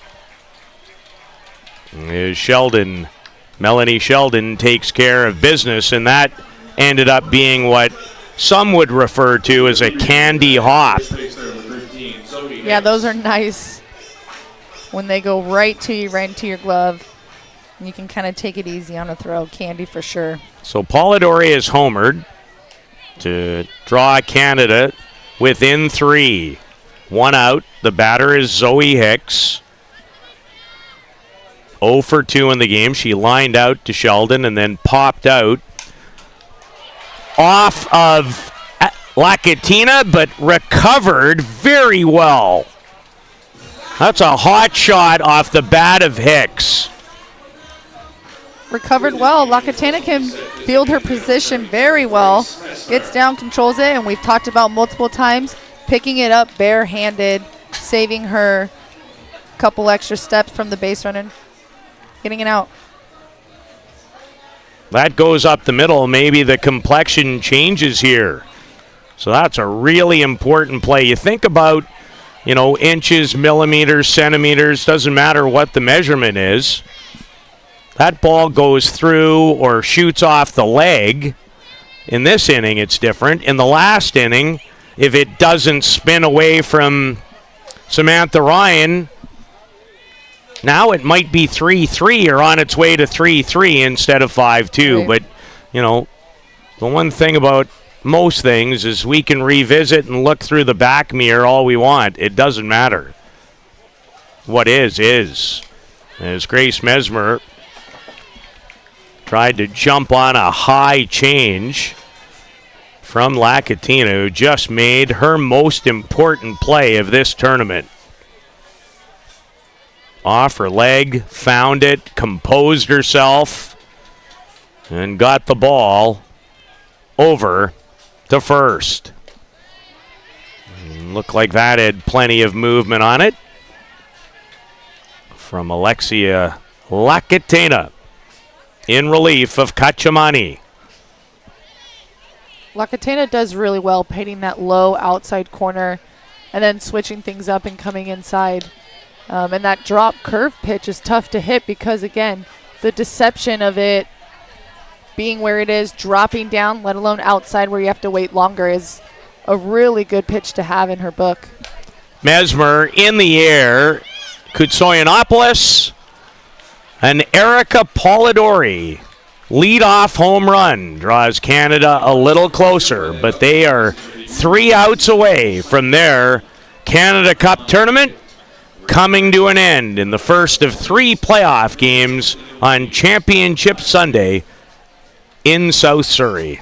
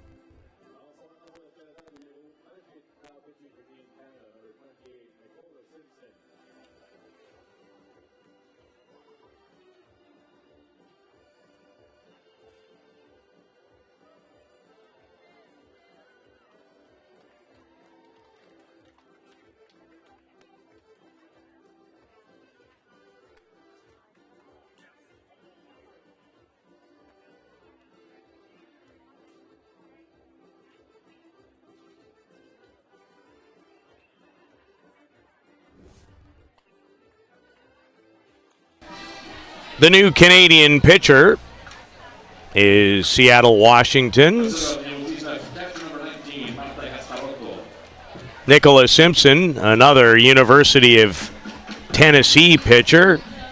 3 are here on their staff. Carlin Pickens, Triple Crown Colorado, Peyton Gottschall, Team Israel, and Nicholas Simpson. She's thrown 2 innings in this Canada Cup. They both came against Japan on Friday night and did very well.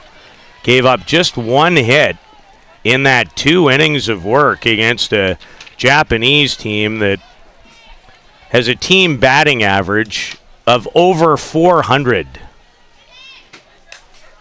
And facing red-hot Marta Gasparotto. Triple Crown Colorado to face the winner. Next, here at Softball City, Japan sitting and waiting in the championship game slated for 6. And if you're in the area nearby, I highly recommend you coming to the park to watch this Japanese team with your own 2 eyes. As Emma Ensfinger is able to retire, with help obviously from Ms. Simpson, for the first out. Good play down at third. Hard hit ball by Gasparotto, who has really gone on a bit of a tear. 4 hits in the playoffs, in the last 2 games of the playoffs. There were not a lot of hits for Italy in their opening game of the playoffs, which was a loss to Japan, and they are certainly not alone in that category. Canada, I believe, with before last night, I'll have to double check. I believe Triple Crown Colorado had 7 or 8. I know Canada, even though they lost 8-1 in a game that was a lot closer than the score indicated, got away on Canada in the 6th. They'd only given up. They were out hitting Japan 7-5 going into the 6th inning. And Victoria's, or pardon me, British Columbia's 17-year-old Ruby Anderson came into the game. And Japan's veteran experience went to work, and they scored 5 runs to turn 3-1 into 8-1. Vigna.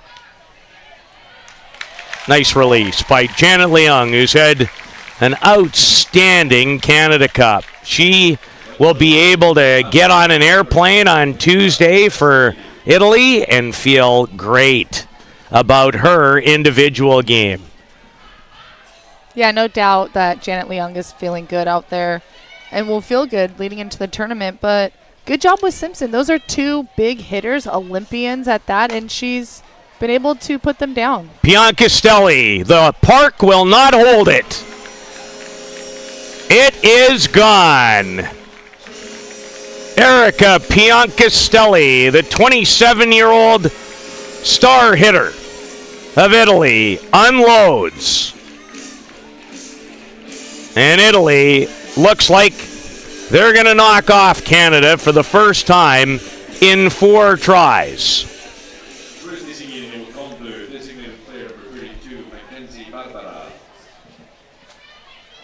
And that's what Erica Piancastelli, I don't have to tell you, you played with her for years.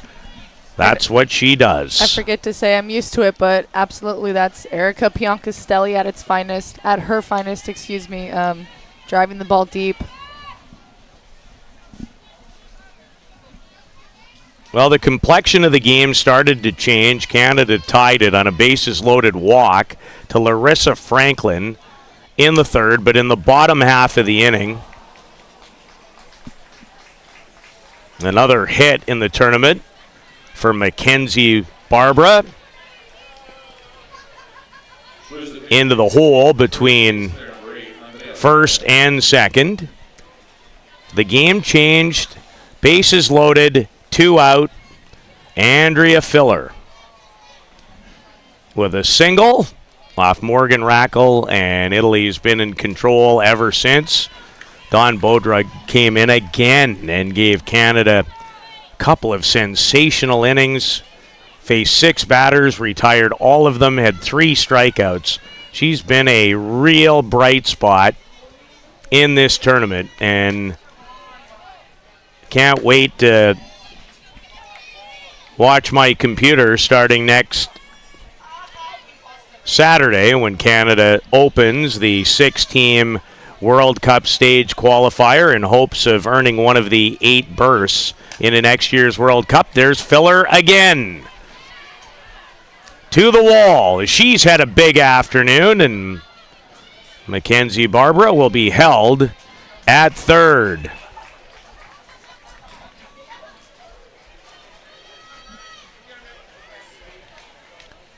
Canada's pitching staff will not look the same when they travel. It's a much larger contingent of players here, and it's a great opportunity. Expose your young athletes, your young pitchers, international competition, the pressure, the home crowd, all of it. As Canada continues to try to build their program, in some ways, and I think it's fair, back to a spot where it's never been better, and that was that stretch of time for 4 or 5 years where they found themselves behind Japan and the United States in world competition. They're the number 3 team in the world. They were in 2018, they were in 2016 at the Worlds, and they were at the Olympic Games. And that does not happen for no reason. But a lot of key players have moved on, especially from the pitching staff. Well, no, excuse me, Peter. It's just brought up an excellent point. I've been able to chat with some of the girls, Coach Sailing at that, Janet Leong and Emily or Polidori, and that's kind of their mission here, is to build that cohesiveness in this team. They lost some great athletes. They still have some veteran players, but to build that up and to see the passion and the pride that Team Canada takes in that bronze medal win is incredible. And it's so difficult for them because they had that 4 or 5 years to build that all together. And that's how you build a program to win a bronze medal. It doesn't come in a year or two. So these young athletes that come in here and get the opportunity to face the world's best hitters, they're going to fail at times, but that's the only way they can succeed in the future. And we saw that with them winning a bronze. A home run by Erica Piancastelli in Canada for the second time in the game. Down 4. The only difference, they have 3 outs to try and pull off a big comeback to keep their Canada Cup hopes alive, or Italy will move on to play Triple Crown Colorado. 6-2 Italy on playoff and championship Sunday at the Canada Cup.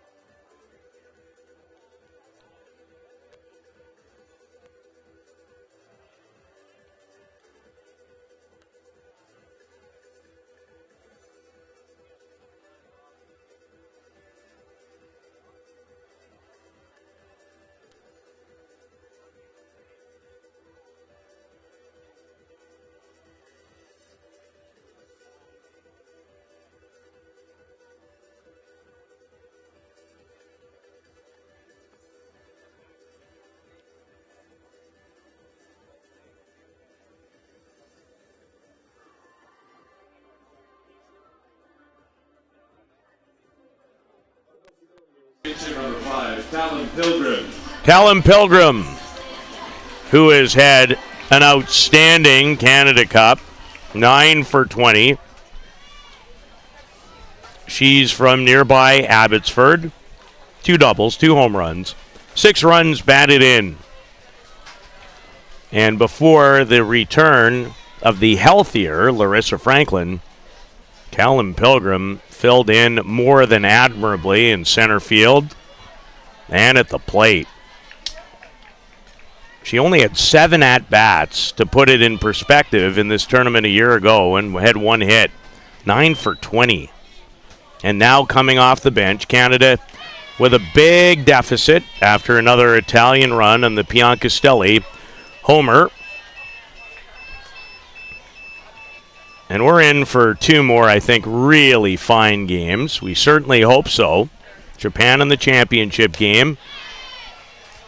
Italy closing in on a rare win over Canada internationally. They'll meet in a bigger game in exactly, if I'm not mistaken, 1 week's time. Pretty sure they play next Sunday. Yeah. Again at the World Cup stage qualifier. And I think, like, for me, these tournaments are great because playing international tournaments is rare. So you think about the jet lag these athletes are going to have. It kind of comes with being this elite player, and it's fun, even though it's demanding on your body to play in this weather, play a lot of games here, and then go play in a very, very important tournament, especially for Team Canada, since Italy already has a ticket since they're the hosting country. But it's fun, and tournaments like this more often, I think, is what this sport needs, and it's great. Well, how great would it be if fantastic president and his hundreds of volunteers, but Greg Tim has meant so much to this event, is Kelsey Harshman. She's meant a lot to the event. 15 hits this week. She's 15 for 31. I can just picture her, like, running is on her little legs going. She's done extremely well. This should give her some good confidence going into exactly 1 week. She's just a professional hitter. There's no other way. I've said it every day, so I'm not going to let one last opportunity go by without mentioning it. And not just this event. And that's not good news for Canada. As Lakatina looks like she hit Kelsey in the right ankle. That might have gone off the old, was it knee or ankle? It looks like in the replay was the knee, and that's why I think she's struggling so much. Instead of getting you right on the leg, the calf.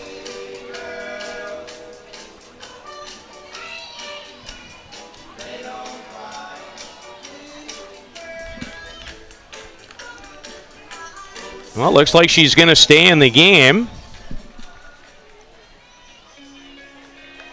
And Canada certainly, even with 1 out, in the right part of their order if they were to pull off a big comeback. And we've seen some pretty, not miraculous, but fascinating things happen. And this Canadian team is capable.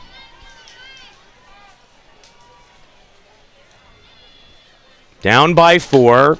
Kelsey Harshman hit by a pitch. All she does is get on base.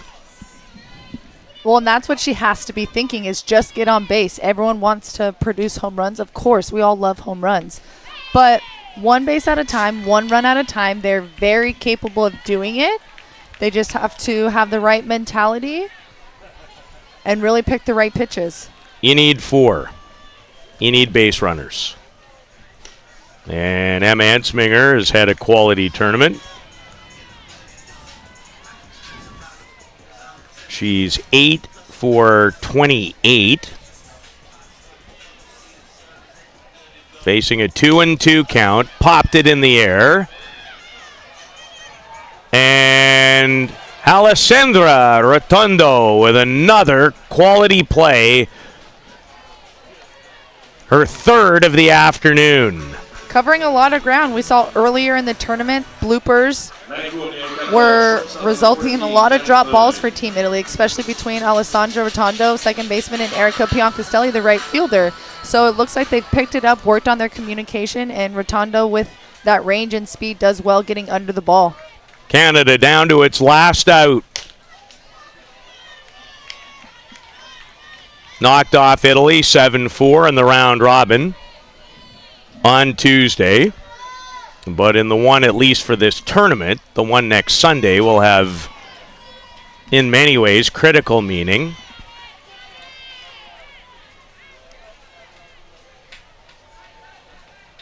And let's not forget, unless you're the United States or Japan, as Leung passed the diving longie, your federation is not operating on large budgets. If you're Softball Canada, you are not, and you know it, playing for Italy.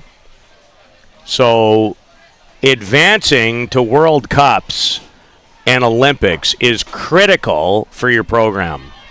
It really is, and you don't understand that until you're in that situation. Of course, we want to win.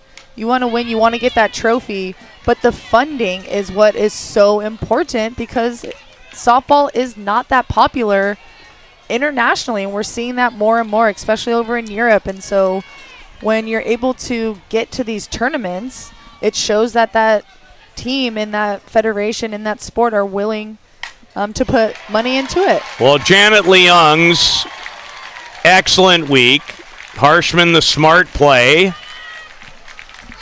That run means very little, and you certainly don't want to make the final out of the tournament at third when you're down by 4. And Canada's faint hopes still alive thanks to another Janet Leung hit, her second of the day, her 14th of the Canada Cup.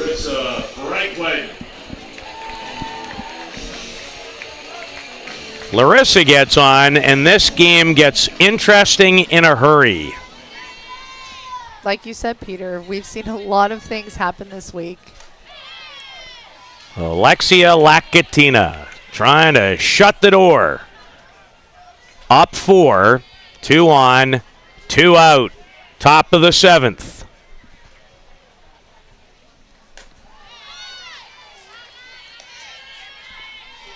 Missing outside to even the count at 1-1.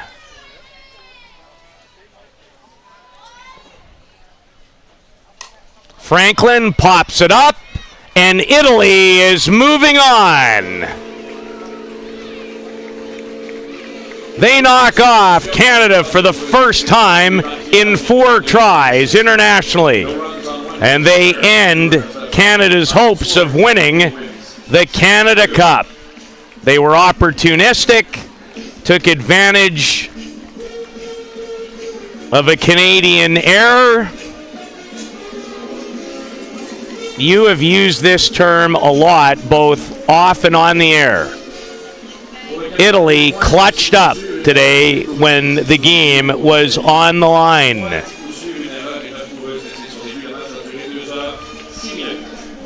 Oh, yeah, absolutely. Their pitching pitched. They needed to do that. They stepped up to the plate, and they started to hit and have timely hittings, and we saw that. In this game, errors are going to be a deciding factor, and unfortunately, that's what happened, and Italy played well. Canada has a lot to learn from this tournament, and they'll take that into consideration going into this next week.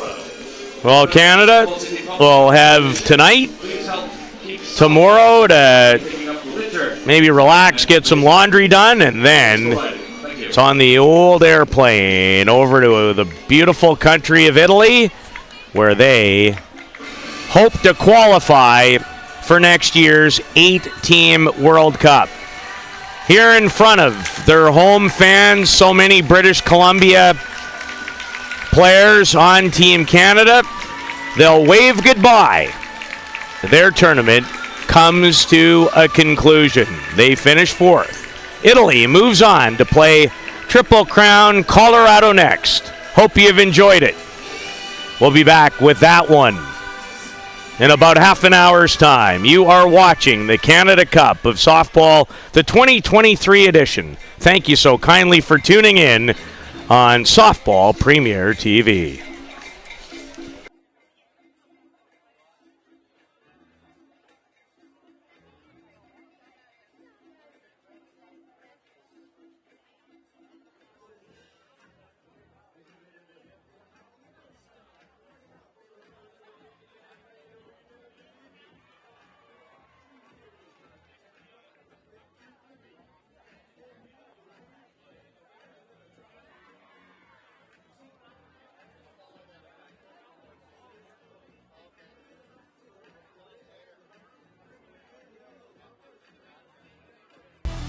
For the latest in softball innovation, the website where you can experience the best tournaments in the Americas. Live games, news, tournaments, and much, much more. The best quality live softball, on demand so you can watch when you want. Become a Premier member now. SoftballPremierTV.com. Live it on Softball Premier.